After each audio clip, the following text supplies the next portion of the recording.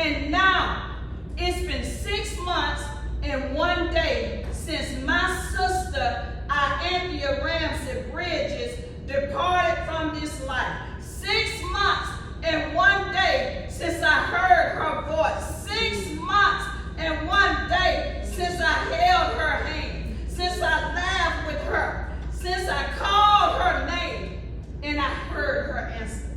And if I'm honest, there are moments when I just can't believe that she's not here with us anymore. Moments when I ache so deeply, I wonder if I'll ever feel whole again. But it's in these moments grace shows up. Not always loud, not always a miracle, but in the small sacred ways that only God can orchestrate. Grace was the breath when I didn't think I had the words to say. Grace was the song that played at just the right moment. Grace was the strength to stand up and keep walking when all I wanted to do was fall apart. Grace didn't stop the tears, but it stood in them with me. Grace didn't take away the sorrow, but it didn't let the sorrow take me. It's the mystery and mercy of God's grace in the midst of grief. It doesn't always rescue you from the fire, but it will walk in the fire with you. It doesn't always erase the loss, but it teaches you how to live with the ache. I still carry the thorn, but I also carry his promise. Amen. And that promise is, my grace is sufficient for you. My strength is made perfect in weakness. So in grief, I give God the glory. Even in pain, I still declare his goodness, because I have found out something that I never would have known without my thorn, that his grace really is enough. Even here, even now, even after 6 months and 1 day. So I'll keep on walking.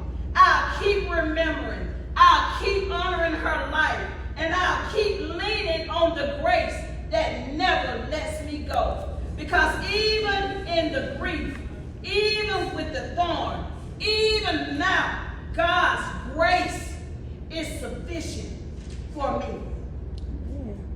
So I say to every heart in this room that's grieving, I want you to know that I see you. And most importantly, God sees you. He sees the brave face you put on when your soul is shattered. He sees the way you keep showing up, carrying the pain no one else can feel. He sees the pillow stained with tears that no one ever hears you cry. He sees the way your smile trembles when someone mentions their name. He sees it all, and he deeply cares. Know that grief is not weakness.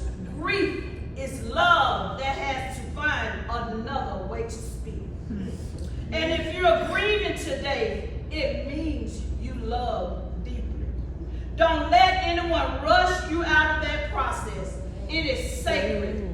You're not crazy for still hurting. You're not faithless because you still ask why. You're not broken because your heart still aches. You're human, you're healing, and you're held. And while grief may feel like a lonely road, know that you're not walking alone. You may feel forgotten, but you're not. You may feel like you're drowning, but grace is holding you afloat. And I want you to hear me today. Let this sink into the places that no one sees. You will survive this. Not because you're strong, but because God's grace is. Not because the pain will disappear, but because his presence will not. You will smile again. You will laugh again. live again. So I speak to every grieving soul in this room. May the God of all comfort wrap you like a blanket. May his peace quiet the storm inside of your heart. May his grace carry you when your strength runs out. And may you know without a shadow of a doubt that God's grace is truly sufficient for you. I love each and every one of you, and God loves you so much more. Be blessed. Amen.